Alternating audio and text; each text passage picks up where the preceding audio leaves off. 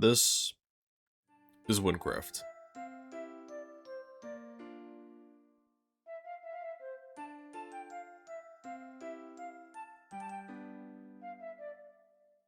A Minecraft MMO with 5 different classes, each one with their own 3 archetypes, which interact with their spells in different ways. These spells are paramount to the game, and it's basically impossible to play without them. What if we did just that? I decided to play through Wynncraft without using a single spell. Will this work out for me? I don't know. Is it even possible? I also don't know. That's just the fun behind it. But with that out of the way, can you beat Wynncraft with no spells? Also, like and subscribe and use gamer.wynncraft.com to play Wynncraft today. Thank you! Now, if we want to get through the entire game without using spells, we're gonna have to pick something that doesn't rely on that many spells. I chose Archer for 2 simple reasons. The first one being that Assassin and Mage are off the table because Assassin relies on dash, and Mage... well, it's an MMO, what do you think Mage does? This leaves us with Warrior, Shaman, and Archer. Warrior has the highest base defense, but an ability tree barely worth using. Shaman is squishy as hell, and also plagued with a bad tree for this challenge, which leaves us with Archer. The second reason being that I want to do something interesting. Disable my left click makes sure I don't cast anything by accident, but also makes the whole thing a bit more interesting. The tutorial goes by pretty smoothly, where we take the time to learn the complex ability of our weapons. This will do for the rest of the game. Grabbing the ceremonial toe sack, roll it, and... well, it's the tutorial, so I'm not gonna get stopped anywhere. Oh. Well, it seems like we can get stuck somewhere. New Archer, and we're just gonna skip the tutorial. While I run around the early game, I might as well explain the rules of this run. I'm not allowed to use anything from my other classes, so anything on this character must be gained by myself, but I'm allowed to use a trade market. Going with Rule 1, I'm not allowed to use any loaned ability points. You'll have to deal with them flashing in the bottom right for the entire playthrough, and I'm sorry about that, but maybe one day they'll give us the option to, like, turn them off. The end goal of this run is to do as many of the raids as possible, which includes the Nameless Anomaly, and also complete Eldritch Outlook, which is the final dungeon. Going with that, we must do all quests except the ones we can't do because of lacking left click and spells. In other words, unless absolutely necessary, we cannot use grind spots. The first important thing I'm doing is Sewers Arachne. We're not doing Decrepit Sewers yet, the reason being, I'm just a coward. I also unlocked double shots, which I do need to get closer to hit, but at this point, nothing's much of a threat. You may have also realized I'm skipping over a lot of things, and that's because melee only is actually viable. During the early game at least. It's mostly because spells cost so much mana that you cast them once a century before you get your first red node, at which point they actually become good. Now we actually do Decrepit Sewers, which is unsurprisingly easy due to the previously stated, but you get the point. I decided to do a world event at this point since I knew there was a legendary bow I could get around this level. Luckily I got on the first try, and this will be the only world event I end up doing for almost the entire game. Well, which dies easily. You know, I really like the lighthouse effect if it wasn't wobbling. Finish underwater, and then we do this world event, which also isn't really a world event because it's required for a quest. Okay, I just realized something. Because I can't left click, I can't enter my wardrobe. I'm gonna speed up a bit until we hit the first actual challenge. Potion making isn't that hard, along with elemental exercise. Taking the tower teaches you about pout. Well, that's awkward. Not terrible. Stable Story gets me a horse, supply and delivery you can do while running back and forth across Wynn, and now we can do Infested Pit. This is the usual routine for all dungeons. Kill mobs, parkour, run for a bit, and you're at the boss. I'd say this is the point where melee only starts to feel a bit weak. The beans can basically eat all of your arrows, and you don't have arrow bomb to get rid of them, so you just have to shoot them all. There's also Arcaticus' charge attack, and without escape or any decent mobility, it's just a hit you have to take. It's not difficult enough to warrant saying melee sucks, but isn't particularly amazing for this fight either.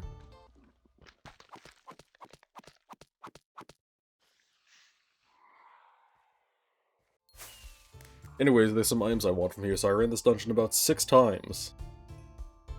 I stopped to do lava springs. Good fight. Pit of the Dead, and even more Infested Pit. The whole reason I'm preparing this much is for the first boss altar, Bovine Bone. And honestly, it wasn't even necessary. Somehow not using spells on this guy was easier than fighting it on mage. Hell, even quicker than mage, since I actually prioritized walk speed and didn't worry about mana. So, needless to say, Timu Salted got his ass kicked.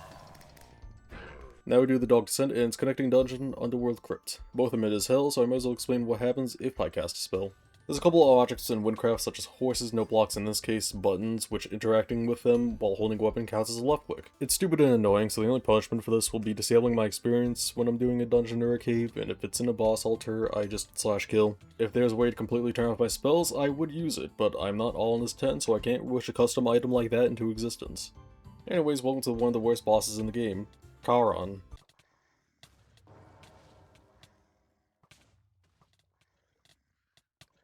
Wow, we were better off with the old one. It's like the worst boss.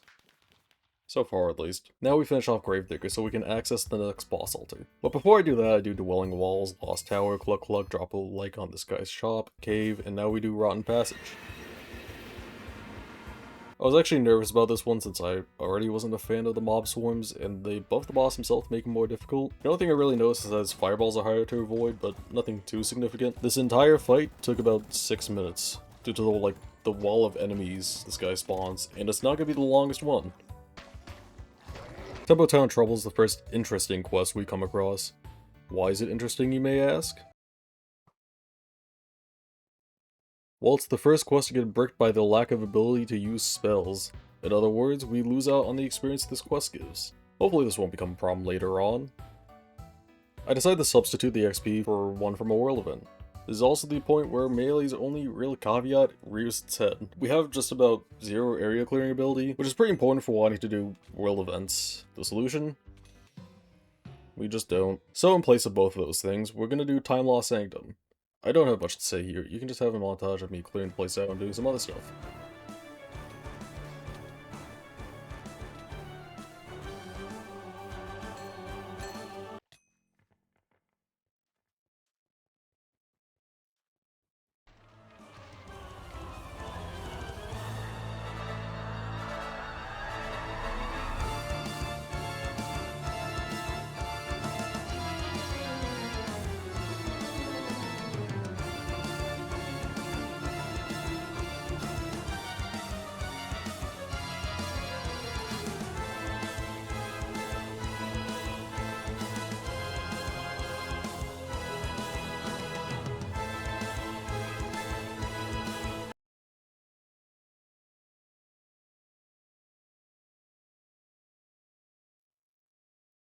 Oh, okay.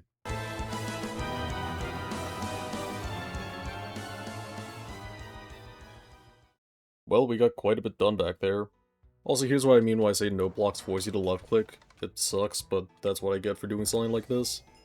I haven't explained until now what exactly I'm doing for my ability tree. If you've ever played Ultra before, you probably know by now, but for those who don't, I am playing Sharpshooter. Sharpshooter's main kit relies on building focus, which increases our damage. We also get Twain's Up, which lets us shift to empower main attack with 300% damage. Also, I'm unable to do this quest since I can't clean up the bodies. Apparently you have to left click them, and if you remember, I turned that off at the start. Even better, someone asking me if I ever created code while this was happening.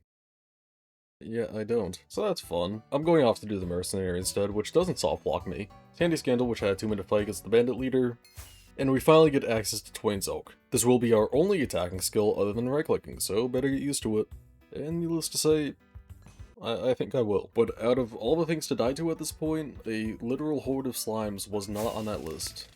Well, the second time around was a success, so I finished the quest. Kingdom of Sand is up next, and it's probably the funniest example of how niche this whole thing is. Now, you can get through the entire Rhymic mansion just fine, since all of them are just right-click prompts, but when you go to escape through the furnace, it's impossible to escape and continue the quest since you need to left-click to break through the iron bars. We're gonna start with excavation instead. You may think that this whole not being able to do some quests thing would slow this down, but it isn't that big of a deal this early on. There's enough quests and caves that it basically covers any quest you skip. Later on, the game is, for lack of a better term, much less forgiving.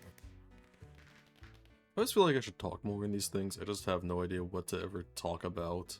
Then again, maybe I'll just be sitting there while I'm editing this in DaVinci, and just thinking when I'll shut up. It's not as bad as I thought it would be. I mean, the caving portion kind of blows, but I'm talking about, like, more the bosses.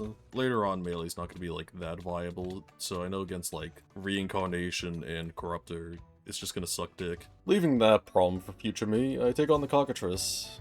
And by take on, I mean beat the hell out of it.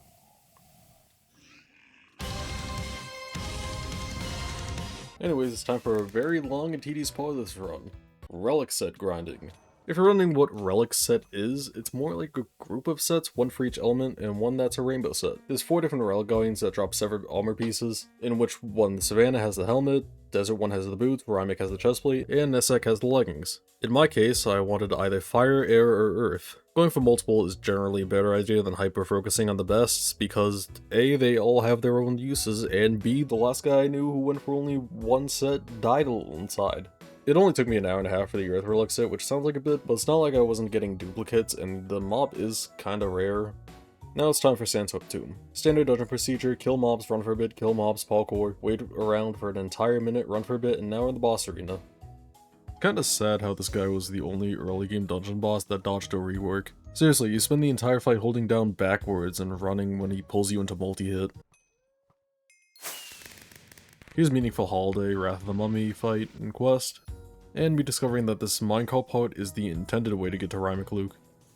I'm gonna be 100% with you, and I've never heard of anyone using this. Anyways, hello Luke. Okay, time for a new plan, and that involves getting one of the other 2 relic sets. Air is preferred since I can outrun bullets, but eating them with fire is also fine.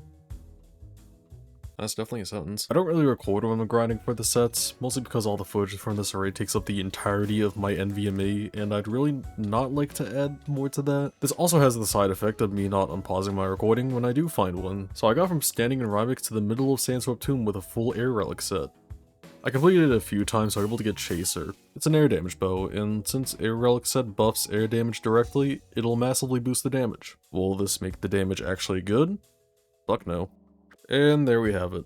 Clocking in at 6.5 minutes, it's the longest fight in this playthrough.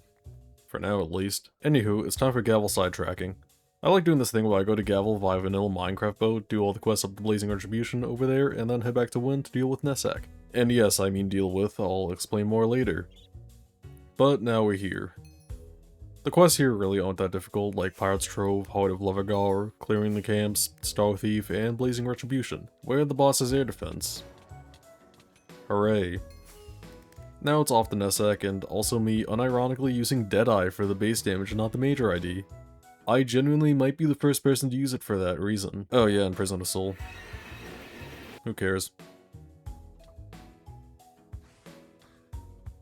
Fate of the Fallen is kinda whatever, and this is the weird part of the game where melee is a bit weak, but it's usable, I guess? And also we've hit the boring portion of the game. Let's just speed through these. Ice Barrows, later. When Excavation B, good. Underice, shit. Nessek Wolves, Rug Material. Oh, for fuck's sake. Mid, don't care, alright, all in his 10. Wait. I might be doing something cool here. Never mind, he's a Twain's Hawk victim.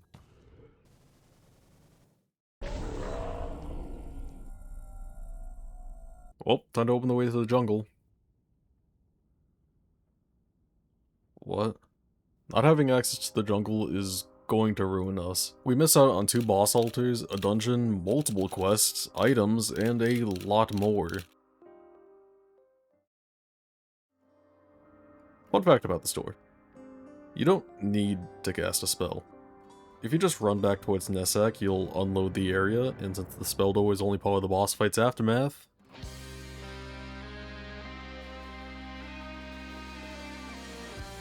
with the door open, we can just keep going into the jungle, which means we still have access to all that previously mentioned stuff, which includes Corruptive World. Yeah, I should have gone elsewhere. I'm backtracking first to deal with Ice Barrows, and while I'm dealing with Yorick, I can describe this build.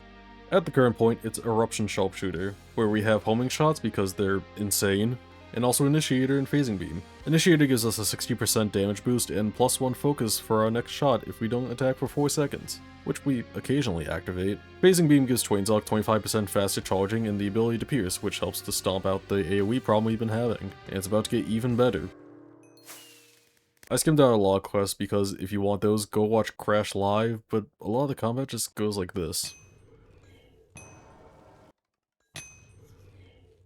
Yeah, it's pretty strong. Main's Tower, Death Whistle, Masterpiece, and Corrupt the Betrayal go smoothly, but before we tackle Undergrowth Ruins, we have to make a very significant upgrade. Scarlet Veil. You might have noticed from the slime bit, but I've also been stacking Exploding for the sole reason of using Scarlet Veil with it. And the area damage. So what do you think happens when you combine the 300% damage of Twain Salk with the 300% damage from Scarlet Veil? That. Now, Slyko is actually an interesting fight. I didn't die to him, but the fight was just complicated, not by any of his direct attacks, but from the rain clouds. The poison slime being everywhere complicates things a bit, but it wasn't the end of the world. Second phase, on the other hand, was just fucking terrifying. The giant ring on the edge of the arena made things way more difficult than I thought. This is also when we come to the first of Twain Salk's issues. During the charge animation, you can still shoot your bow normally, and if you're operating on lower attack speed, you'll end up sitting there fully charged like an idiot with no shot to fire. By the time you're actually able to shoot it, the boss probably threw an attack you have to dodge.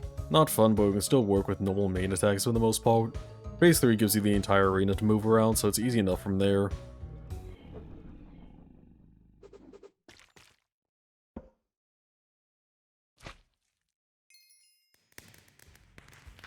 I'm doing Jungle Fever, and usually the Labyrinth in the quest is the ultimate test of, did you build enough walk speed, and can you figure out coordinates? For those two questions, I have but two words.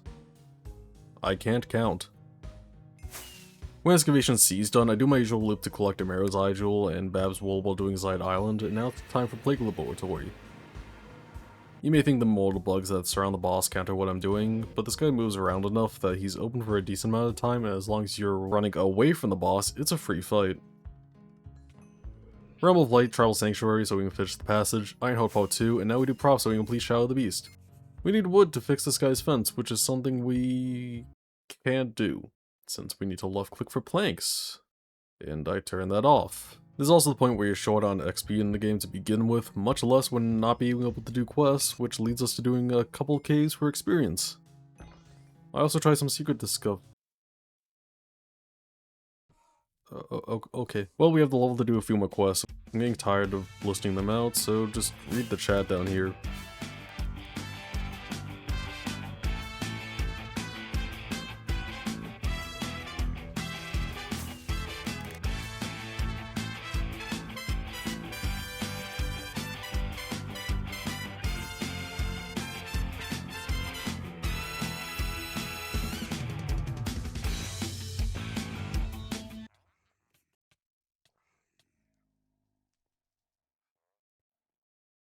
No, thank you.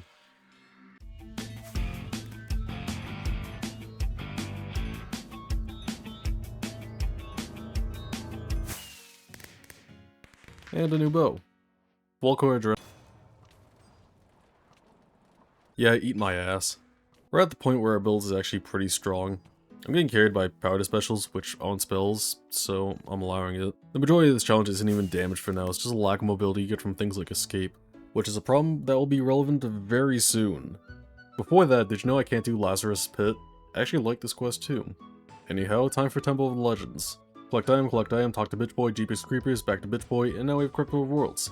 This boss is a challenge. Even on regular playthroughs of the game, because of him sticking to you like glue, multi-hit makes this boss a death sentence, and a massive time drain for this entire run, taking me 2 attempts. What the fuck? You see, I had figured out an interesting strategy.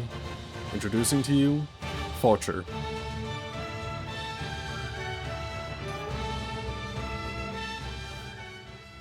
So how the hell does Forcher even work? Well, it's simple. Homing shots makes all of your arrows homing. Instead of being an actual arrow, it turns your projectiles into a green stream of particles.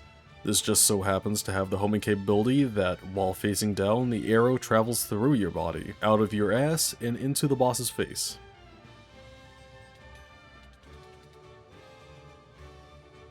That was the stupidest fucking Corrupt of Worlds fight I've ever done. Why did I come out of the fountain? At this point, you might think, wow, this guy knows a lot of niche stuff about a Minecraft server. He might... how do I phrase this? Be special? And I think that's a very out-of-pocket assumption. We should find out together. Could you be on the autism spectrum? That's a great question. That's what we're gonna figure out today. People often tell me I'm being rude when I'm trying not to be. No, I'm just an asshole.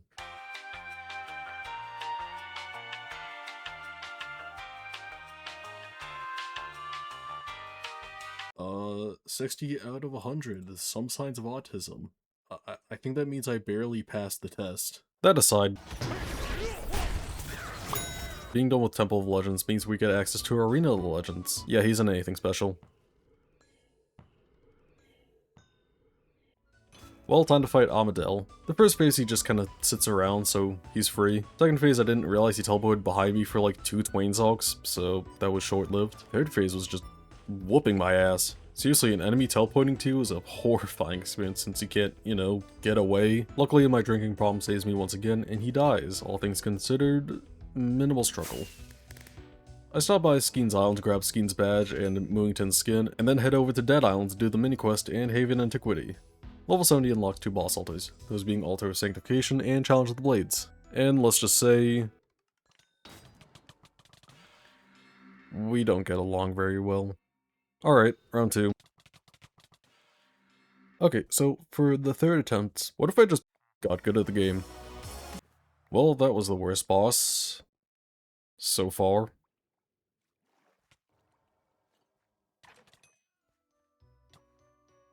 Okay, you know what? I didn't want to be over there anyways. Next up on the list is Challenge of the Blades. This fight's gimmick is that he splits every time you kill him, sorta like a Hydra but with multi-hit and vanish. No, this wouldn't be a problem, since we have High Exploding and Scarlet Veil. Small issue. There's too fucking many! Die again, and then go for a 4th time because I made the rules that I follow, and I came here to win. We might not be able to outdamage them, but we can outlast them.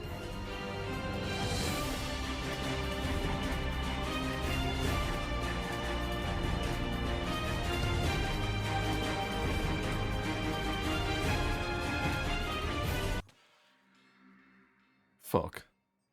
To be fair, I did put the fight up to a battle of endurance, one I was guaranteed not to win, so that's on me. I can come back to it in a bit with a slightly better setup, so it's not exactly the end. Huh? So turns out I killed the main Blade of Shade at some point, which counted towards the completion credit. In other words, we have a slight break until Reincarnation, so let's take advantage of that.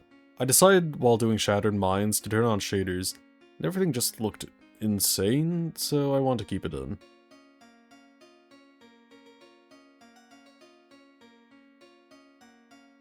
Then we do Realm of Light 4, the one where you actually fight something quote-unquote threatening. We're right next to Alderite Secret 1, so I might as well not be able to do it. Murder Mystery and Acquiring Credentials are doable, All Serenity isn't, and now we're at Reincarnation. Yeah, I was kind of hoping that would take longer. Anyways, Bob is not an easy fight, and I still suck at the game. So how do you fight Bob? Well, you kill all of his swords and then just strafe the rest of his attacks. If he gets close, whip out the Traveler and run away from him. For the final phase, just whip out the fortress strategies and the fight ends pretty quickly. I've been unintendedly dodging Tower of Ascension, mostly because I couldn't be asked to do it, and it's not like I'm in a rush to get a set I'm not going to use. But yeah, there's that. No deaths to any of the bosses, so I'll call that a win. A&R was nothing special, so Troubled Tribesman was easy, along with Flight and Distress, Forbidden Prison, Luxdale Witch Trials, and Hunger of Great Spot 1. Which I can't do, because I can't cast a spell to get the apple from the tree to distract the Gert defending the pumpkin farm. Lovely. Well, at least I have purple and blue. I mean, at least it told me. Thankfully, the ultimate weapon doesn't require any of that fancy stuff. Same with the bigger picture, and I've also been doing just about every cave at level, since the quest is starting to majorly cock-block me from finishing, and secret discoveries. Fuck, am I just doing completionists again? Now we do Realm of Light 5, and it's kind of surprising you can do the entire questline without left clicks or spells, which sucks, since I don't even like the quests, or the raid that follows it. Do bow time, since I want more damage. You've broken through stronger barricades before. The fuck are you talking about? General's orders, cave, from the bottom, fast repository, secret, cave, secret, mini quest, cave, mini quest, you get the point. Took a while, but at least we can go back to quests.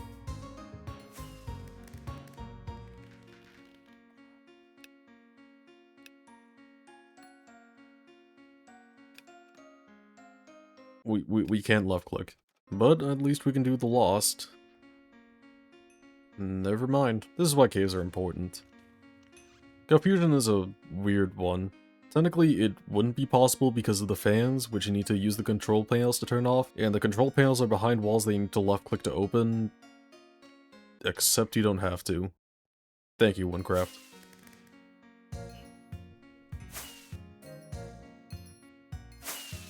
And scene. Time for Fallen Factory. This dungeon doesn't change at all if you're on no spells, but it doesn't make it any better at the end of the day. The boss fight is still crowd control hell, but that's every Fallen Factory, and the actual boss is a pushover. Geyser Pit is still really easy, except for when I cast a spell because trying to mount my horse counts as a left click for some reason, so I have to kill myself. Either way, boss is easy. Just horse around during the immunity phase, and the fight's basically over. Also, I did every cave in Colossus, but I'm getting sick of picking them out of this 6-hour MP4 file, so just take my word for it. Not being able to cast spells or left-click doesn't impede you from too many quests, surprisingly. Even then, the few quests it does stop makes experience much more annoying to gain. I'm trying to avoid grind spots as much as possible at this point, but it's really hard when you strap for experience and have to run around for several hours to make sure you can get to the next quest. Is the reason I'm skipping over just about everything. If I included everything, it would just be completionist all over again, and it's not that interesting. Anyways, Dwarves and Dogons. This questline's okay, nothing special, but it's also not Realm of Light, so I'm okay with it. You can't make the lava flow to break the door. This is really bad. Not being able to do this one part of the quest locks us out of the rest of Dwarves and Dogons, which is the main source of experience until level 95. We also can't do Feathers Fly because the minigame in that quest is heavily dependent on and requires you to left click to succeed. Could you get lucky and have a full right click minigame? Sure. Am I using this as an excuse to dodge Feathers Fly? Also yes. In short, we're fucked. Well, maybe that's a bit excessive. I don't have some clever workaround for lacking the ability to left click, but there's still other methods to get experience, which involves doing every single relevant high level content for experience. I'm at the level where I can set up my endgame build, which is going to be heavy melee using Axiom. Axiom changes Twain's-Alk to become an AoE explosive attack with a 5-block radius. That alone is pretty good, but what makes it better is the secondary effect. Twain's-Alk now has extreme recoil. There was also this awkward point where I just ran out of money, so I had to go run the Uth altar a couple of times for money. But now we can put on all the gear. Now let's look at our recoil. That definitely is some recoil. My favorite thing to do with it is bounce up into the air and somehow have the same mobility cycle as an acrobat. The lifesteal is atrocious, but I'm bored of Uth grinding, so I'll deal with it later. It's also around now that I went to Scrapyard for XP. You might be wondering about Forgery, but yeah, I kinda forgot about it. I also managed a miracle and actually did a world event. This will be the last world event I do for the entire playthrough. With that new setup, I decided to do Area of the Recluse. And then decide against doing Area of the Recluse. There's a way to do it pretty easily, but I'll explain that later. Also, Recipe for Disaster is the only time I searched up a quest beforehand to make sure it doesn't have any left clicks, spell prompts, or any prerequisites that I didn't have.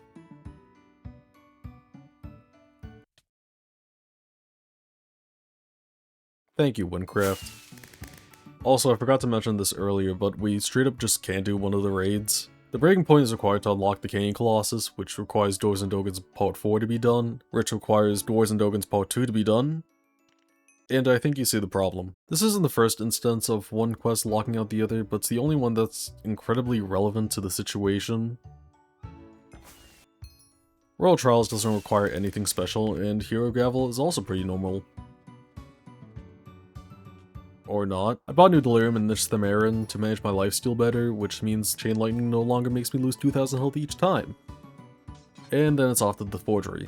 The dungeons scale, so I can technically do them whenever I want, but it's not like this build's changing anymore. Corrupted Redbeard is a Chain Lightning plus Twain's-Alk victim. Corrupted Psycho forgot about social distancing. Corrupted Hasher is walked away from, making him a joke. Corrupted Charon is an intense, thrilling, heart-pounding, absolute no comment, exploding victim, and goodbye with a head. But we are level 100, which means we can do a Journey Beyond. Also, if you get the Wither into a certain position, you can just have him be stuck for the entire cutscene fight thing. How fun is that? What? We need to cast a spell here. And since we're in a quest area, we can't just walk away from it. This quest is required for the Silent Expanse, and all the stuff inside of it. Not being able to get through this means we can't go there for the end of the game. And right at the end too.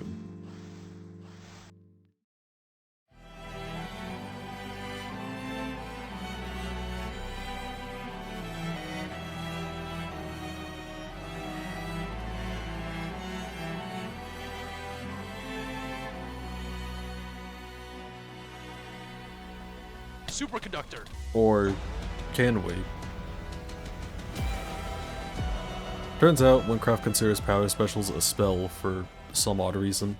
You might have some questions about the legitimacy of power specials then. Well, let me list them out real quick. They deal main attack damage and proc melee related abilities like lifesteal and mana steal. They also don't require you to press your opposing mouse button to use. Doesn't sound like a spell to me, but if you want to complain about it, fire away. It's the solution I found, so it's the solution I'm using. Anyhow, Olmec Rune is free XP, and I want the Toll Altar unlocked, so I might as well...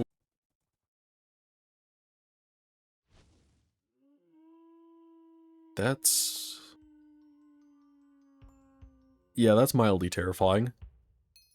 Time for a journey further. If you're wondering how I'm getting my chain lightning up, it's because of Auxiliary Capacitor. Okay, yeah, I am getting full eatered. That's really unfortunate. Look out. I am in, like, an insane amount of fear, because I feel like the second I stop paying attention, he's just gonna jump out and, like, eat me. But now we're at the end. I was also a little scared that that wouldn't work.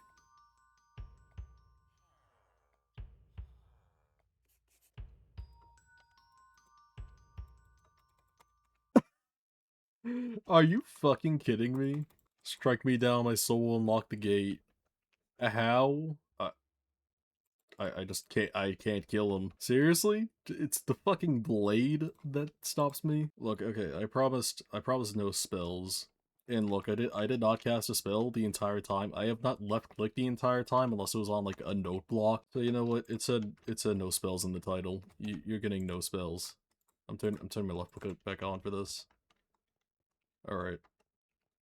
Bye-bye, Aladar. And right back off the left click goes. God, EO is gonna be something vicious. God, I hate being right. The first run of Eldritch Outlook didn't go that terribly. Unfortunately, it's called the first run for a reason. Go again. Die to last phase after 7 minutes. Go again. Shanked under a bridge. Go again. Fuck that. Go again. Okay guys, what if we gave a mob Vanish plus the wave spell? Go again. Okay. Get this? Make a bridge where every mob has knockback. And you can't use your horse. It's genius! Go again. This game is gonna make me have, like, racist thoughts at this point. Then say hello to this 8-minute fight. I counted. It sucked. I feel hollow. I never thought I'd be glad to do Point of No Return, but any peace I can get is good peace. Sir? You alright? Sir? Sir? I see. I have a gun. Ow! Also, I did some other stuff so I can unlock Hunter's Calling, which goes Ragni, Almuj, Nessak, Troms, Olix, Rotorok. Oh. So it turns out you need to do Dwarves and Dogons Part 2 to finish up a Hunter's Calling. Technically I already broke the left click rule for a journey further, but that felt more special. If I couldn't do the quest when I was doing it, then I don't get to do it. Also, I've been dodging Cure High for a while, which seems odd, but I was actually putting it off. Why? Well, it's annoying, that's why. Dead, wave, dead. Oh, Christ. Nope. Yes.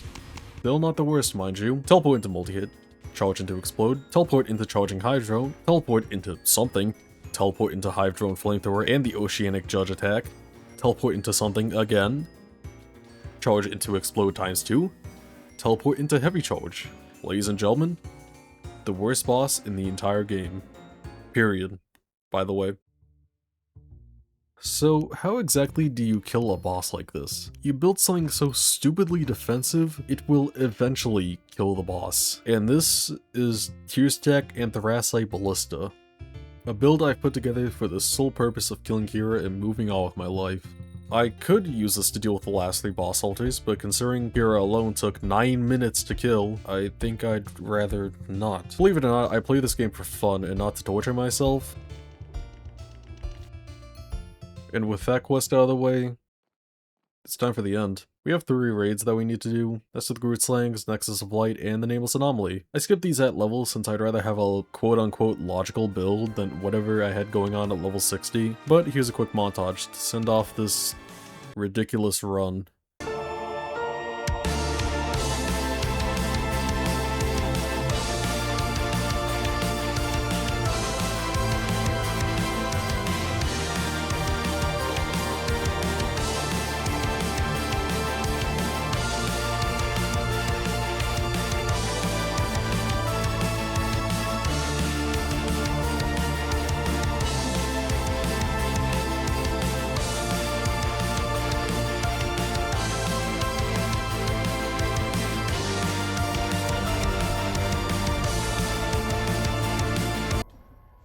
Okay then.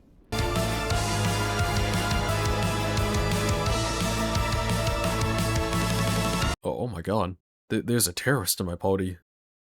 And Cell 17.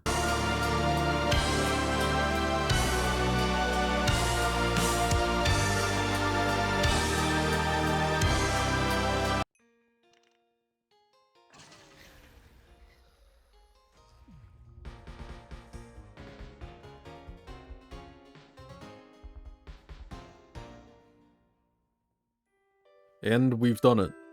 Wynncraft has been successfully beaten in 68.5 hours without casting any spells. Well, at least on purpose. That no block thing still pisses me off. If you like this whole adventure, like and subscribe, and you can also use my IP to join Wynncraft. Also, I haven't mentioned it yet, but the support recently has been kind of insane. 2 of my most recent videos are my 2 most popular.